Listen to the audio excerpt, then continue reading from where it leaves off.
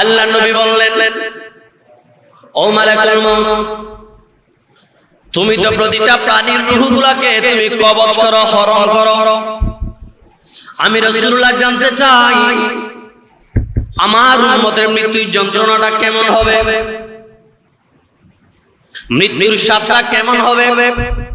ও মালাকুল মউত, ওই মৃত্যুর স্বাদ তুমি আমাকে আগে একটু দেখাও, আমি অনুভব করতে চাই আমার উম্মতের মৃত্যুর স্বাদগুলো কেমন হবে, সেটা আমি রাসূলুল্লাহ আগে থেকে একটু জানতে বড় মন চাই। আমাকে একটু মৃত্যুর স্বাদ একটু অনুভব করাইয়া দাও।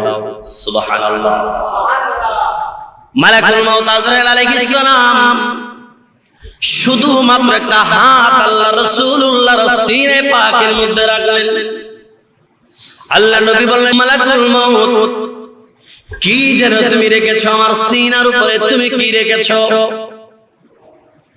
আমি রাসূলুল্লাহর মনে হয় সাতটা আসমান তুমি মালাকুল মউত আমি রাসূলুল্লাহর সিনার উপর তুমি রেখেছো, আমার এমন মনে হয়।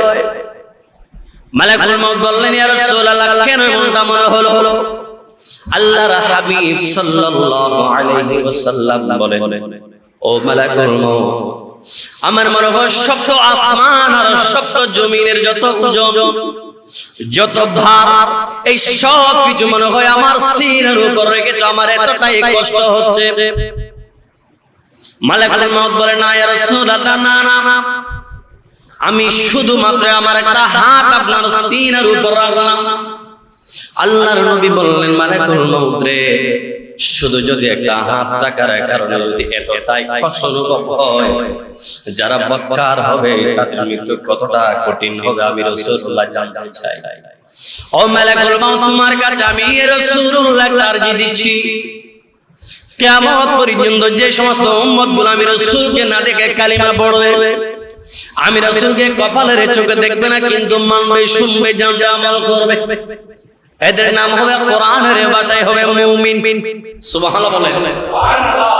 আমরা কিয়ামত পর্যন্ত রাসূল দেখব না, কিন্তু রাসূলুল্লাহ না দেখে রাসূল আমরা বিশ্বাস করি কি করি না?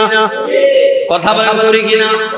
আল্লাহ রাসূল বললেন, মালাকুল মউত, যেই সমস্ত উম্মত আমি রাসূলকে না দেখার পরও যারা আমি রাসূলুল্লাহকে মানবে, জানবে, বিশ্বাস করবে, আমি রাসূলুল্লাহর তাআত করবে, ও মালাকুল মউত, তাদের সমস্ত উম্মতের মৃত্যুর কষ্টগুলো আমি রাসূলুল্লাহকে তুমি অগ্রিম দিয়ে দাও।